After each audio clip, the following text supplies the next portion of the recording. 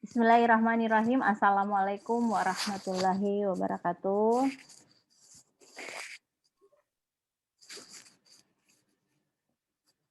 Suara saya kedengaran jelas? Jelas Bu, jelas Bu. Jelas Ibu. Ya. Baik, sekarang kita sudah masuk di pertemuan selanjutnya dari kuliah filsafat ilmu. Jadi sudah ada rangkaian dan anatomi yang Ibu berikan selama 2 kali pertemuan. Nita, nanti Ibu hubungin ya, Ibu lagi mengajar. Nita, oke. Hari ini kita ke berpikir filosofis. Saya sebenarnya teman-teman bukan tidak tahu, mungkin sudah sering mendengar berpikir filosofis, tetapi ciri-cirinya itu sebenarnya lebih bagus kalau kita tekniskan. Kalau belajar di bangku universitas itu kan selalu akan ada yang dinamakan dengan prosedur-prosedur yang sistematis supaya kita lebih bisa melihat sebenarnya ini bagaimana. Nah, saya mengambil salah satu bagian dari ciri-ciri berpikir secara kefilsafatan yang disusun oleh Ali Mudofir. Ini Ali Mudofir, dia susun berdasarkan pengalamannya selama mengajar dan menuliskan buku filsafat ilmu. Nah, ada 8 hal yang sebenarnya menjadi ciri-ciri. Di sini saya permudah dengan teman-teman, bahkan dengan dia punya pengertian-pengertian. Nah, yang pertama, ketika kita belajar filsafat, itu kan diajarin cara berpikir yang radikal dari kata radix. Radix itu akar. Jadi kalau pernah melihat pohon filsafat yang saya gambarkan di pertemuan sebelumnya, maka di situ saya memperlihatkan seperti pohon. Kalau orang mau menuntaskan cara berpikir ala filosof itu biasanya mengambil analogi pohon. Jadi ada akarnya, ada batangnya, ada cabangnya, ada buah, dan ada daunnya. Nah, jadi kalau disebut berpikir radikal itu berpikir sampai ke akar-akarnya. Jadi ada hakikatnya, ada esensi. Kalau kita berbicara esensi itu kan intisari, hakikatnya itu apa maknanya, kemudian substansi apa yang nanti ada dalam isi sesuatu yang dipikirkan. Nah, makanya ketika disebut manusia yang berfilsafat itu akalnya akan berusaha untuk menangkap pengetahuan secara hakiki, yaitu pengetahuan yang mendasari segala pengetahuan indrawi. Indra manusia ada berapa? Panca indra. Jadi indra manusia itu biasa disebut panca indra. Jadi kalau tanya ada berapa indra manusia, ya kategorinya panca indra, ada 5.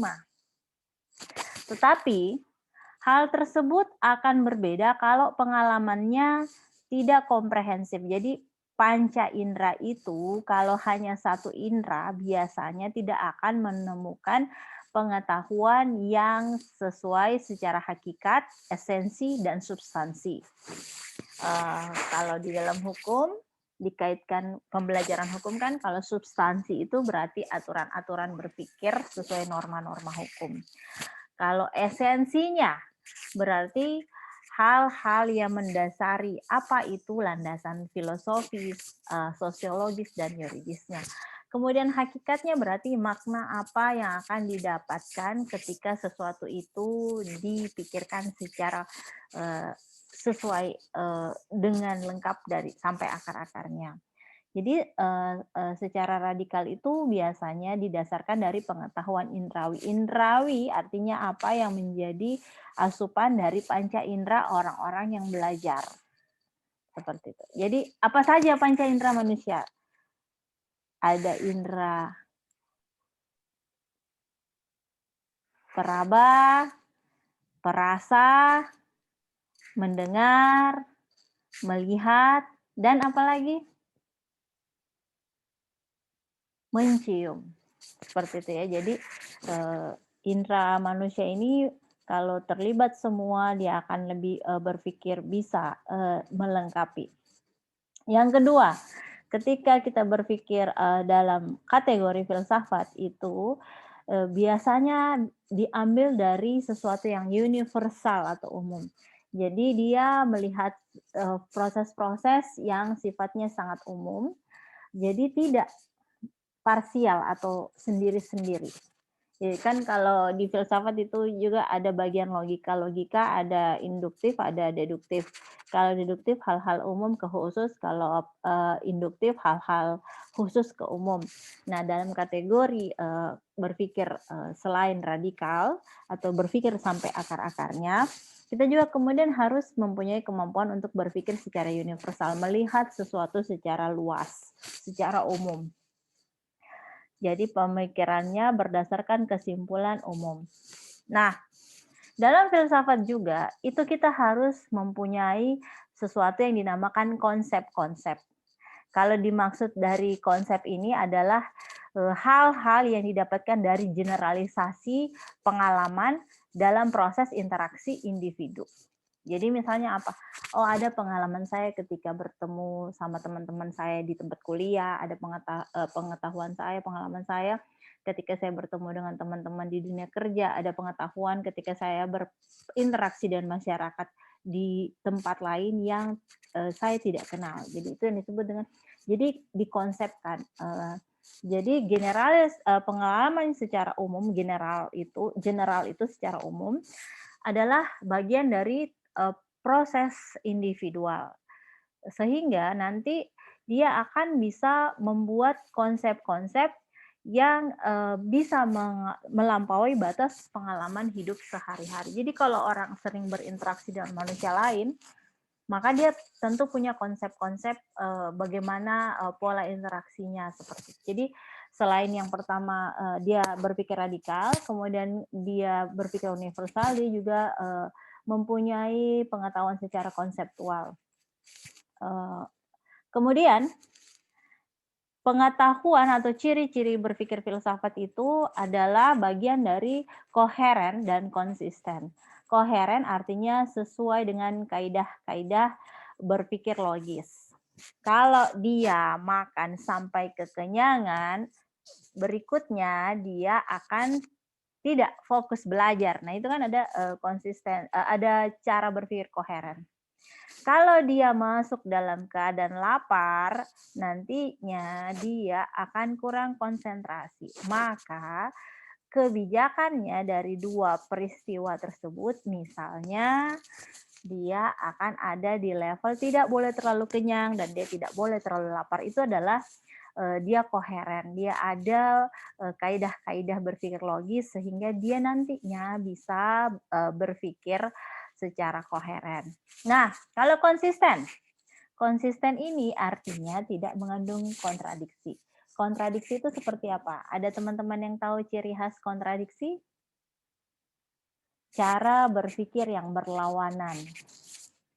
Satu maunya makan mangga, satu maunya makan semangka. Ibunya bagaimana ini? Kalau anaknya yang satu mau mangga, satu maunya semangka. Dua anaknya ini memiliki kontradiktif motivasi. Jadi ibunya harus bagaimana supaya konsisten?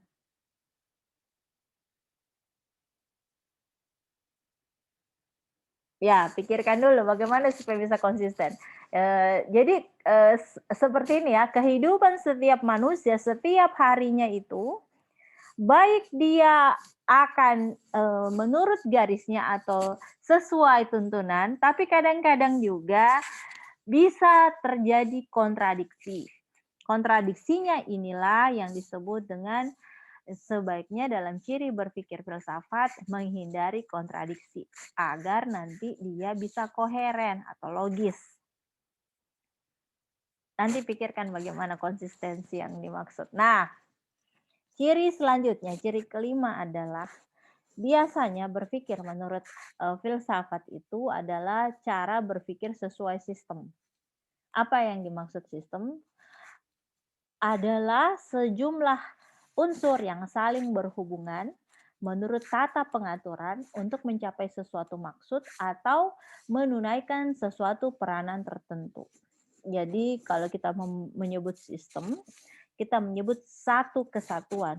Kalau disebut sistematik, maka ada tata urut, pola-pola yang tidak boleh langsung. Jadi gini, kalau masuk rumah, pertama-tama buka sendal atau buka, yang dipakai, dulu yang dipakai di kaki, kemudian cuci tangan, kemudian ucap salam, masuk, menyapa orang-orang, dan seterusnya.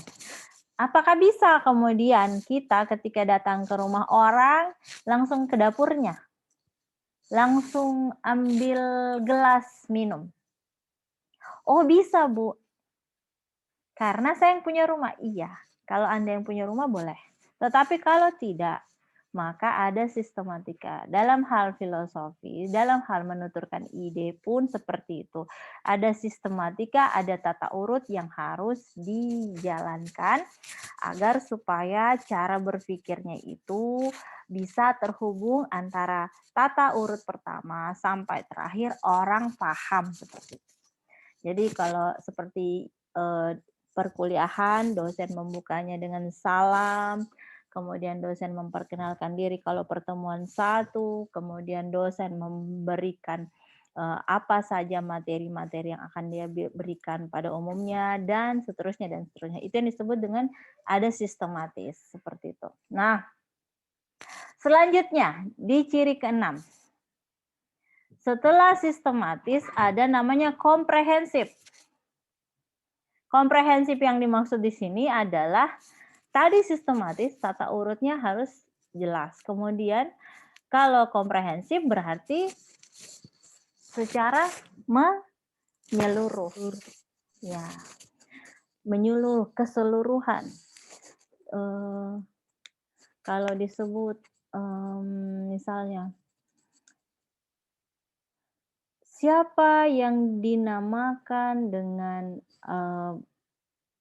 Celestiana? Maka dijawab, Celestiana itu manusia. Iya, dia manusia, tapi manusia seperti apa? Nah, manusia yang mempunyai hidup. Saya juga punya hidung, tetapi apa sebenarnya ini Celestiana? Apa ciri khasnya dia? Oh, Celestiana ini, mohon maaf yang punya nama Celestiana. Nggak ada, Ji? Nggak ada, Ji? Ada? Celestiana adalah seorang perempuan dengan tinggi seperti ini. Dia adalah mahasiswa di sini, bla bla bla. Dia bertempat tinggal di sini, bla. Semua yang diungkapkan itu akan melahirkan komprehensif, pengetahuan orang lain secara mendetail atau menyeluruh terkait dengan seseorang yang bernama Celestiana. Mohon maaf yang bernama Celestiana saya pakai nama Anda. Jadi komprehensifnya itu seperti itu, bukan hanya parsial. Jadi bukan cuma seperti ini. Celestiana itu adalah manusia yang mempunyai hidung. Tidak seperti itu. Dia harus kompreh.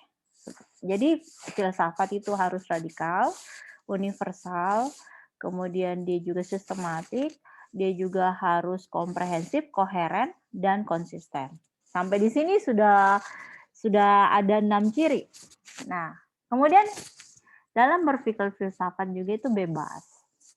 Jadi tidak boleh memulai sesuatu pemikiran filosof atau bijaksana itu kalau kita dari awal sudah memakai prasangka. Baik sosial, baik historis, kultural, atau religius. Mengapa? Karena kalau dari awal kita sudah pakai prasangka, agak sulit sebenarnya kita berpikir komprehensif. Agak sulit berpikir sampai akar. Agak sulit berpikir koheren, agak sulit berpikir konsisten, karena dari awal kita sudah ilfil. Ilfil ini karena apa? Karena kita sudah pakai prasangka. Prasangka itu misalnya apa? Siapa yang tahu artinya prasangka? Jangan sampai saya berbicara panjang lebar, prasangka tidak dimengerti. Apa sih yang dimaksud dengan prasangka?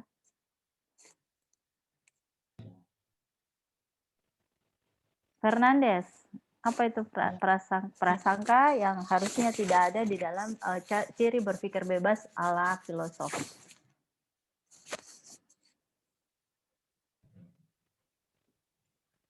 Menduga-duga, Bu. Menduga justru perlu ya. kayaknya ini mau hujan deh. Itu boleh. Tapi prasangka ini tidak boleh kalau kita mau membuat ciri berpikir bebas.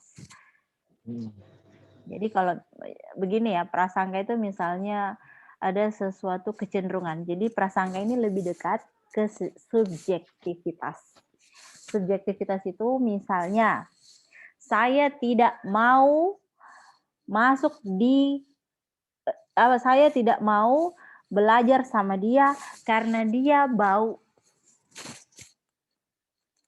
Efeknya apa? Ya tidak masuk di kelas gara-gara ada satu orang yang kita tidak sukain seperti itu. Beda sama dugaan atau menduga-duga. Prasangka ini agak subjektif. Sampai sini paham ya, subjektivitas itu lebih kepada kecenderungan kepada sesuatu. Dominannya negatif. Seperti itu. Jadi dia tidak mau belajar karena, atau dia tidak mau memahami sejarah karena. Nah, ketika dia tidak mau memahami sejarah, misalnya, saya tidak mau mempelajari sejarah yang mengatakan di situ ada si ini yang menjadi atau yang berperan dalam perang di sini. Ketika sudah seperti itu, maka tidak akan bisa terbangun cara berpikir koheren, konsisten, karena sudah ada hal negatif atau sesuatu yang menghambat cara berpikir bebas. Seperti itu. Nah, yang selanjutnya, berpikir secara kefilsafatan itu dicirikan dengan pemikiran yang bertanggung jawab. Seseorang yang berfilsafat adalah orang yang dia selalu fokus kepada hati nuraninya. Jadi dia boleh bebas berpikir dan tetapi dia tidak meninggalkan etika. Sehingga ketika ia merumuskan berbagai pemikirannya untuk dikomunikasikan kepada orang lain, pemikiran yang dia komunikasikan ini adalah pemikiran yang etis. Yang etis itu sesuai etika, sesuai nilai-nilai yang ada di kehidupan masyarakat terdekatnya misalnya. Jadi kalau dia tahu di situ ada orang dengan komunitas tertentu, maka dia harus menghindari tipikal suatu gagasan atau suatu ideologis yang sifatnya mengandung sara. Jadi dia tetap bicara bebas terkait suatu ide atau ideologi atau teori atau konsep idealnya masyarakat, tetapi dia tidak boleh lupa bahwa di situ ada sesuatu yang bisa membuat masyarakat terganggu. Maka dari awal dia beretika, bertanggung jawab dalam pemikirannya, tapi sesuai nilai etik. Itu tadi ciri filsafat. Sekarang kita ke macam-macam jenis ilmu. Nah, dalam macam-macam jenis ilmu ini, secara umum, kita bisa melihat ilmu itu ada yang disebut ilmu praktis normatif, ilmu praktis positif, ilmu spekulatif ideografis, ilmu spekulatif nomotetis, dan ilmu spekulatif teoritis. Nah, ilmu praktis secara umum saja saya kasih ya. Ilmu praktis berarti hal-hal yang bisa membuat manusia hidup dengan lebih mudah. Misalnya apa ilmu praktis itu? Misalnya apa, Bapak Andi Ridwan? Kalau saya mau buka botol, saya buka pembuka botol. Itu ilmu praktis. Kalau saya mau minum dengan enak di satu botol, saya pakai sedotan. Itu ilmu praktis. Ilmu yang sehari-harinya dilakukan manusia. Kalau saya mau makan tapi tidak mau bau, pakai sendok. Apalagi kira-kira? Banyak. Jadi ilmu praktis itu adalah seperti dari awal mungkin saya pernah sebutkan, ilmu-ilmu pengetahuan alamiah. Jadi dia tidak perlu dipelajarin di bangku kuliah atau di bangku perguruan tinggi atau di bangku sekolah. Karena dia tidak akan dibuat sistematis karena orang sudah tahu tanpa perlu orang masuk ke sekolah. Apalagi kalau lihat lubang menghindar. Kalau lihat sudah gelap-gelap langitnya, cepat angkat cucian. Ya itu ilmu praktis. Kalau ilmu praktis normatif seperti apa? Berarti ilmu praktis yang sesuai dengan norma-norma. Misalnya apa? Oh, kalau masuk ke rumah harus ucap salam. Kalau ada orang yang lebih tua, harus cium tangan. Apalagi misalnya, kalau ada orang di sekitar kita, jangan angkat kaki. Karena itu norma yang sesuai dengan nilai kesopanan. Norma itu kan ada norma kesopanan, norma kesusilaan, norma agama, norma ketuhanan. Di Indonesia itu paling 4 besar itu. Di Indonesia itu. Orang-orangnya itu mengerti itu. Norma kesopanan berarti mencakup apa yang boleh, apa yang tidak boleh. Norma kesusilaan, apa yang bisa dan apa yang tidak bisa, apa yang baik atau yang buruk. Norma agama berarti apa yang halal, apa yang haram, apa yang makruh, apa yang mubah, apa yang boleh, apa yang tidak boleh menurut ajaran agama. Nah, norma hukum seperti apa? Apa yang masuk di apa yang boleh, apa yang tidak boleh, apa yang disebut pelanggaran, apa yang disebut kejahatan, itu yang disebut norma hukum. Kalau norma hukum berarti sanksinya ada ketika seseorang melanggar hak orang lain. Nah, bagaimana dengan ilmu praktis positif? Ilmu praktis positif berarti ilmu-ilmu yang lebih jelas prosedurnya dan berlaku sekarang. Positif itu kan berarti sekarang saat ini. Ilmu spekulatif ideografis, nomotetis, teoritis itu seperti apa? Dia adalah seperti ilmu-ilmu yang dipelajari secara filosofis sehingga mengandung spekulatif atau prediksi. Kira-kira kalau dikasih begini, nanti hasilnya begini. Maka teorinya seharusnya begini. Jadi itu untuk jenis-jenis ilmu. Nah, ingat ya, kembali lagi saya ingatkan, ilmu dan pengetahuan itu kalau menurut dari etimologisnya tentu berbeda asal-usul kata. Ilmu itu dari bahasa Inggris science, dalam bahasa Arab alimah atau ilm. Sementara pengetahuan lebih dikenal dengan istilah knowledge dalam bahasa Inggris. Jadi kalau begitu ilmu dan pengetahuan bagaimana?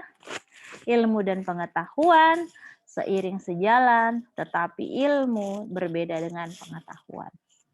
Pengetahuan itu ada bermacam-macam. Makanya kemudian kalau kita berbicara pengetahuan itu ada yang disebut pengetahuan yang didapatkan melalui panca indera, ada pengetahuan yang didapatkan secara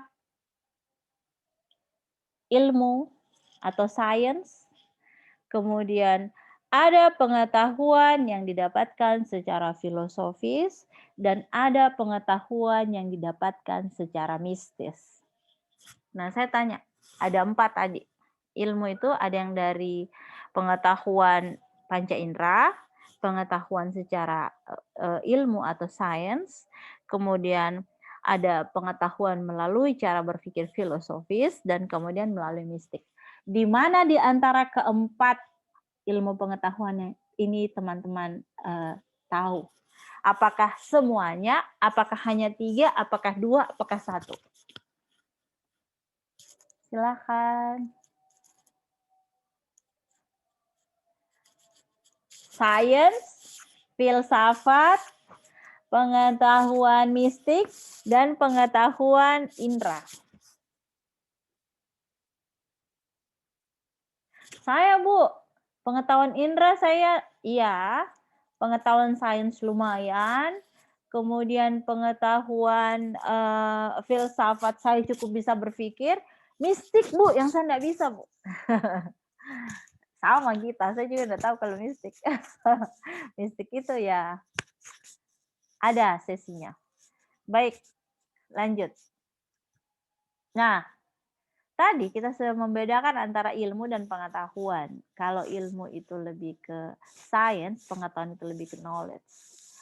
Nah, pengetahuan itu ada mistik, ada filsafat, ada pengetahuan panca indera, dan kemudian pengetahuan filsafat.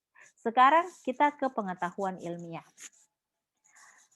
Teman-teman, ketika belajar filsafat ilmu, teman-teman mahasiswa harus mengetahui kalau mau belajar terkait pengetahuan ilmiah, kita harus memiliki objek tertentu. Baik objek itu bersifat formal dan bersifat material. Kemudian harus bersistem. Tadi sudah dibahas sistem tata urut. Jadi ada A, B, C sampai Z-nya.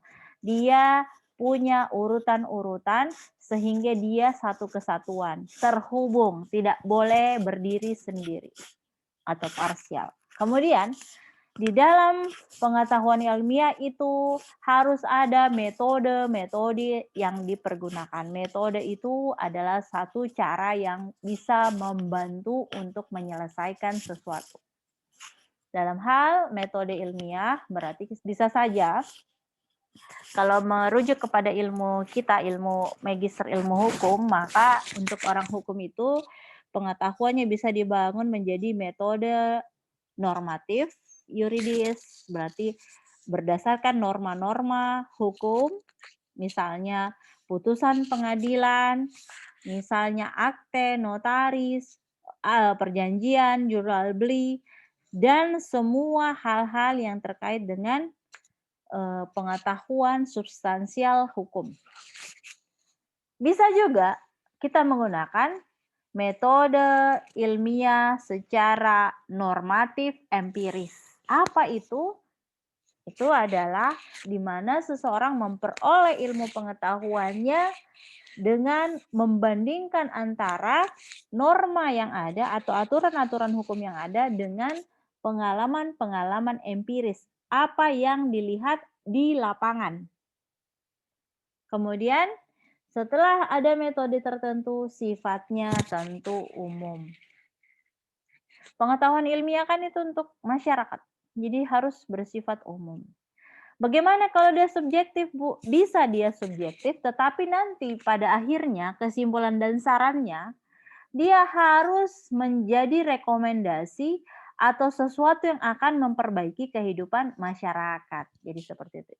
Nah, itu yang disebut dari awal sampai akhir nanti dia ada sifatnya akan menjadi umum karena akan memperbaiki. Misalnya, penelitian terkait tidak jalannya prosedur penyediaan infrastruktur karena ada korupsi.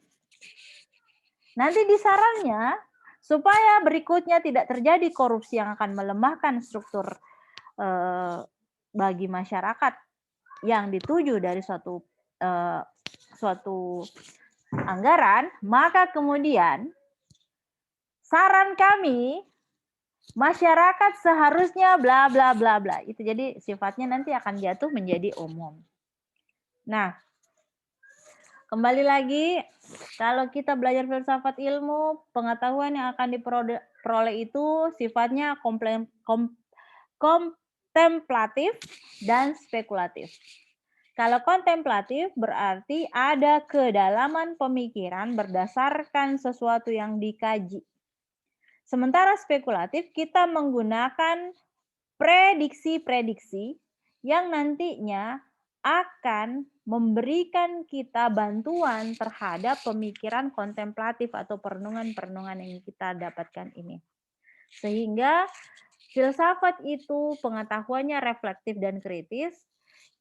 Kalau ilmu yang tadinya kaku dan cenderung tertutup itu dengan filsafat itu bisa menjadi longgar kembali. Saya kasih contoh. Kalau kita hanya belajar ilmu berdasarkan kategori yuridis, maka kita akan terus-terus mengacu kepada pelanggaran, kejahatan, pelanggaran, kejahatan, pelanggaran, kejahatan. Harus dihukum seperti ini, harus dihukum seperti ini.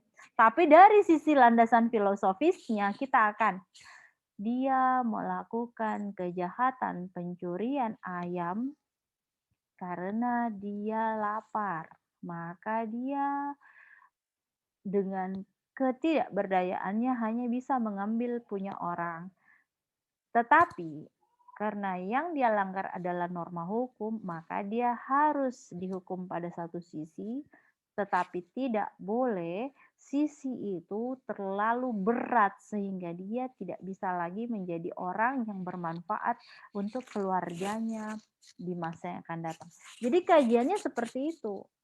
Kajiannya itu tidak hanya hukum, kamu salah, kamu harus dijatuhi hukuman 5 tahun, 5 tahun itu kamu diperberat, bla bla.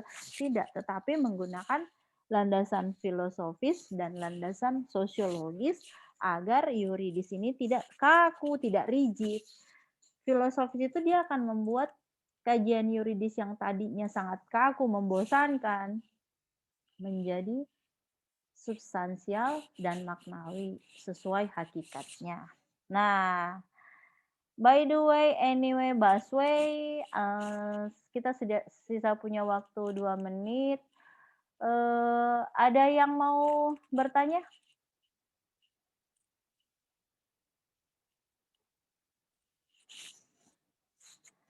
Tidak ada?